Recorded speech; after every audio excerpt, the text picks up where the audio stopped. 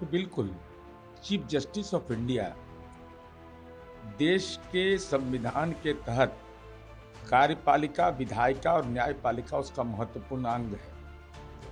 और chief justice India of India पर कोई जूता चला है? ये तो देश के संविधान पर हमला है। आदरणीय प्रधानमंत्री जी ने, मुझे जानकारी है कि संवाद किया है, मुकदमा हुआ है, लेकिन हम समझते हैं कि मुकदमे का निस्तारण अविलंब होना चाहिए, जिससे भविष्य में ये तो न्यायपालिका को चुनौती है, लोकतांत्रिक ढांचे को चुनौती है।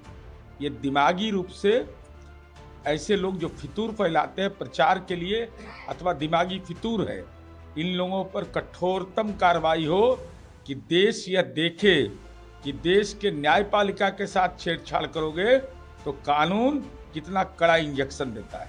प्रहलाद जोशी ने कहा है कि राहुल गांधी सीरियस नहीं होता, वो बिहार इलेक्शन में लालू यादव और तेजस्वी यादव पर निर्भर है, कितनी सीटें मिल जाएगी। देखिए, कांग्रेस पार्टी का जो मूल चरित्र है ना, वह लगातार राष्ट्रीय पार्टी से क्षेत्रीय पार्टी के रूप में सिमटती जा रही है। और राहुल गांधी जी राजनीतिक पर्यटक के रूप में अपनी भूमिका निभाते हैं। भाई, SIR पर आपने यात्रा किया, उसके बाद जो जानकारी है विदेश चले गए, फिर विदेश से आए। ये नए दौर में नए राजनीतिक जो आए हैं, ये ट्वीट के माध्यम से राजनीति की दिशा तय करना चाहते हैं। नॉन सीरियस ही नहीं, ट्वीट के माध्यम से। तो ट्वीट करिएगा तो जनता क्विट करते जाएगी। प्रशांत किशोर ने ऐलान कर दिया है कि 9 अक्टूबर को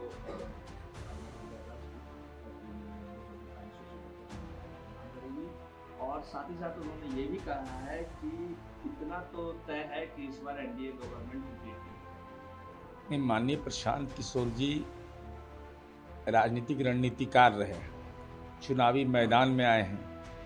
अब उम्मीदवार का घोषणा तो जरूर करिए, लेकिन हमारी उम्मीद है कि यह दिखाई पड़ना चाहिए कि कोई भी गंभीर आपराधिक मामले का आरोपी आपका उम्मीदवार नहीं बना।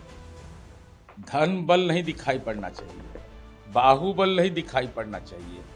तब एक समाज में सकारात्मक संदेश की उम्मीद की जा सकती है। दूसरा, आपने एक राजनीतिक भविष्यवक्ता भी बन गए, लेकिन आपने यह भी कहा है कि हम इतना वोट काटेंगे। तो वोट कटवा है क्या आप? क्या तो है? तो इसका मतलब वोट कटवा आप हैं। अपने आप को स्वघोषित आपने वोट कटवा कर दिया, तो अपना तो राजनीतिक सर्वनाश आपने कर लिया।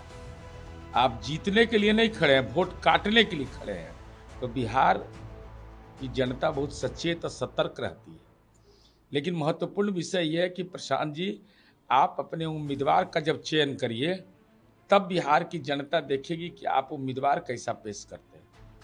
तेजस्वी यादव ने भी कहा है कि 14 नवंबर को बिहार की जनता हिस्ट्री क्रिएट करने वाली है। इसके बाद परिवर्तन तय है और जो वर्तमान गवर्नमेंट है वो वापस आने वाली नहीं है। देखिए, माननीय तेजस्वी यादव जी का दावा लगातार रहा है। 2019 के लोकसभा चुनाव में भी, 2024 में भी, 2020 के विधानसभा चुनाव में भी। अब वो राजनीतिक भविष्यवक्ता बन गए। तो हमारी उम्मीद है कि इससे बेहतर कोई अवसर नहीं होगा। राजनीतिक ज्योतिष बन जाइए, आई बिजनेस में साइलेंट पार्टनर हो जाइए, आर्थिक लाभ भी होगा।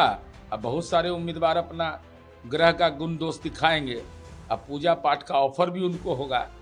इसलिए बिहार की जनता यह जानती है कि आपके नेतृत्व को भी महागठबंधन का घटक दल स्वीकार करने को तैयार नहीं है। इसलिए राजनीति के कौमा में आप प्राथमिक काल में ही चले गए। उन्होंने ये भी कहा है कि इस बार किसी के घर में कोई अनएम्प्लॉयड लोग नहीं, सबको। ये राजनीति नहीं है तेजस्वी यादव जी। जैसे आपके घर में हर एक आदमी एम्प्लॉयमेंट एक्सचेंज खोल कर करके सबका इनरोलमेंट होते जा रहा है, और यह साथ में वादा करते तो लोग कुछ सोचता भी कि आदरणीय तेजस्वी यादव जी, अगर हमको मौका मिलेगा तो हम बिना जमीन लिखे नौकरी देंगे। इस पर आपकी चुप्पी हो जाती है। जो जमीन आपके नौकरी के नाम पर आपने लिया है, वो अति पिछड़ा दलित को दान नहीं कर रहे हैं, उनको दे नहीं रहे भूमिहीन को। इसलिए आपके वायदे पर लोग इसलिए भरोसा नहीं करते हैं कि आपके बारे में यह जानता है कि जब संकट में जनता रहती है, कोविड के काल में लापता पाए गए, लोकसभा चुनाव हार गए तो विधानसभा से लापता पाए गए। तो लापता भी नेता को जनता स्वीकार नहीं करती। पशुपति पारस ने कहा है कि इलेक्शन कमीशन ने स्वागत योग्य है।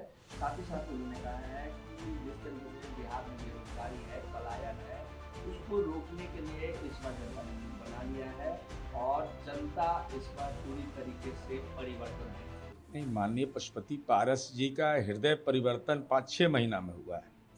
भतीजे ने राजनीतिक पीड़ा उनको दे दी, नहीं तो केंद्र में मंत्री थे मोदी जी के, तो जयकारा लगाते थे। अब कौन सा दवा खा करके बेरोजगारी, पलायन, इन सब मुद्दे पर चर्चा कर रहे हैं। कम से कम उस नाम दवा का सार्वजनिक कर दीजिए कि कम से कम जिसको भी दल बदलना होगा, गठबंधन बदलना होगा, तो उस दवा का इस्तेमाल करेगा। तो उसका ऐसा तो नहीं कि उसका साइड इफेक्ट खराब हो रहा हो। चिराग पासवान ने ट्वीट किया है और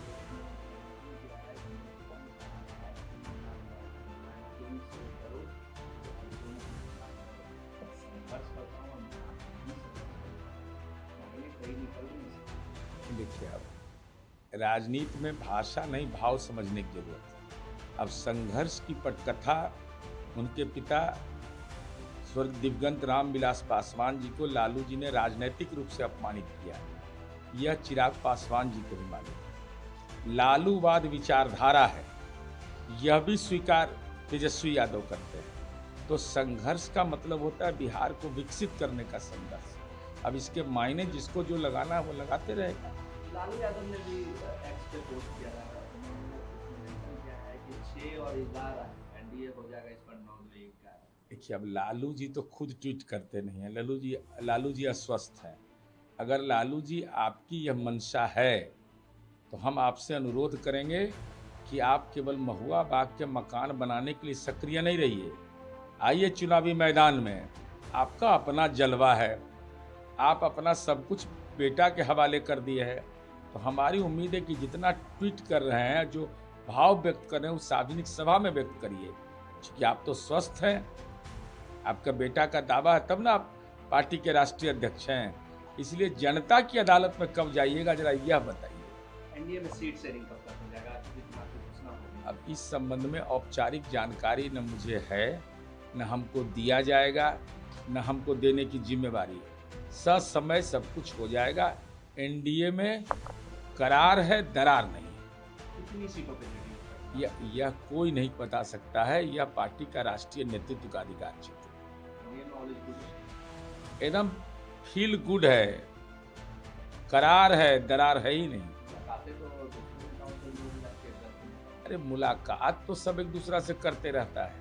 इसका मतलब कि सब हम लोग गवई भाषा में कहते हैं क्रिया खाए हैं मैदान में कि 2025 में नीतीश कुमार जी को मुख्यमंत्री बनाना है, तो उससे कैसे इतर हट जाएगी।